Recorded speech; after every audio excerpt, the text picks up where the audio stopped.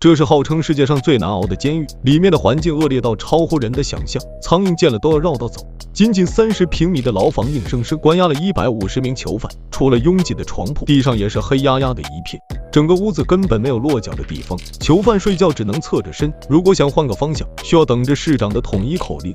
牢房的卫生情况更是已经不能用一个脏字来形容，在高温和拥挤的双重加持下，100米外就能闻到阵阵恶臭。再加上监狱每天只提供1顿饭，这使得囚犯身体素质极差，皮肤病、肺气肿、疟疾和鼠疫充斥着房间的各个角落，可监狱却不提供任何的医疗服务，想要治病就只能祈祷自身免疫力能创造奇迹，可这些还都只是冰山一角。大家好，欢迎收看黑桃 K 档案，接下来就让我们一起走进世界上最难熬的安托尼穆拉监狱一探究竟。温馨提示，正是吃东西的小伙伴请谨慎观看。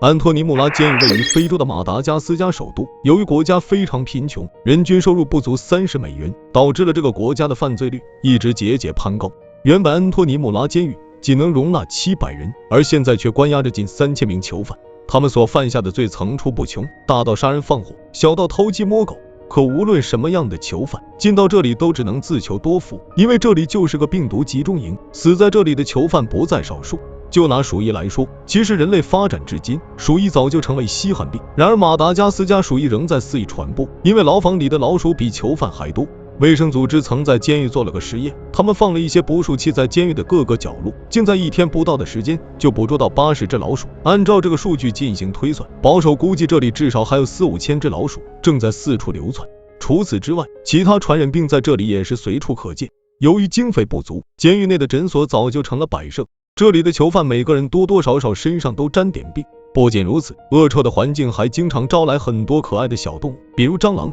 跳蚤等等，囚犯会被小可爱们咬得遍体鳞伤，却只能默默忍受。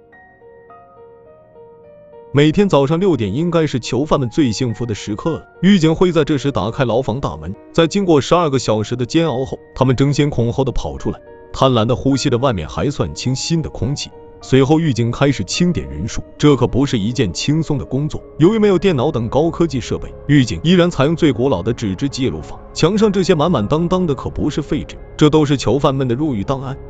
早上起床除了能透气以外，其实什么也干不了。监狱并不会提供早餐，如果你有钱，可以到小卖部买点吃的，但大部分囚犯都只能饿着肚子，他们唯一盼望的就是午饭了。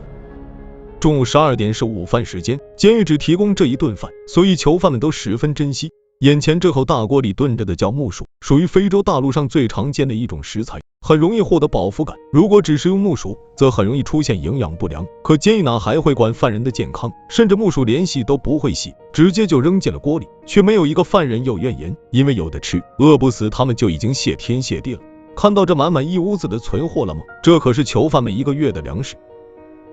艰苦的生活使得囚犯们都盼望着每周2次的探亲，祈祷家人能带点阳间的东西，只要不是违禁品，什么都可以带进来。有老婆的还能有一些特殊福利，但问题是想要探亲，必须通过5道关卡，而通过的方式则是支付一定的过路费。除此之外，钱在监狱内部也照行得通，几乎没有钱办不到的事。这位眼镜哥由于挪用公款被抓，从职场白领到落魄囚犯的身份落差让他难以接受。再加上眼镜哥入狱前是个好面子的人，在水泥地上根本睡不着，于是他花大价钱和一名狱友租了1半床位，每周租金65元人民币。虽然和那些在地上躺着的狱友比起来，眼镜哥已经十分幸福，但他依然无法忍受这里的生活，没有窗户，再加上厕所就位于脑袋上方，刺鼻的恶臭让眼镜哥每晚难以入眠。这种生不如死的生活让眼镜哥濒临崩溃。在老婆来探亲时，他祈求老婆能想办法把自己给弄出去，可老婆也很无奈，他也想过找门路，可对方狮子大开口就要几千块，他们根本拿不出这笔巨款。最终眼镜哥被判决3个月的刑期。听到消息后，他险些晕死过去，别说3个月，3分钟对他来说都是煎熬。尽管监狱已经超负荷，但每天依然有新面孔加入。小黑是今天新来的狱友，作为一名惯犯，回监狱比回家的次数还多。然而此时的他却被眼前的景象吓到了，这和之前去过的监狱完全不同，这里简直就是垃圾场。狱警先是对他进行了全身搜查，甚至连皮带都没放过，因为皮带在监狱是用来自杀和杀别人的厉害武器。看看这一堆皮带，就算出狱后可以带走，但想要找到自己的可不是一件容易事。小黑作为萌新一时间无法适应这里的生活，随处可见的垃圾，到处乱窜的小动物，一想到自己要待在这里，小黑浑身忍不住颤抖。然而对于这位老人来说，他早就习惯了。72岁的他已经在这待了整整38年，他不知道自己为什么被撞，想见律师和法官弄个清楚，却根本没机会。如今他早已放弃了深渊，准备在这里等待死亡的到来。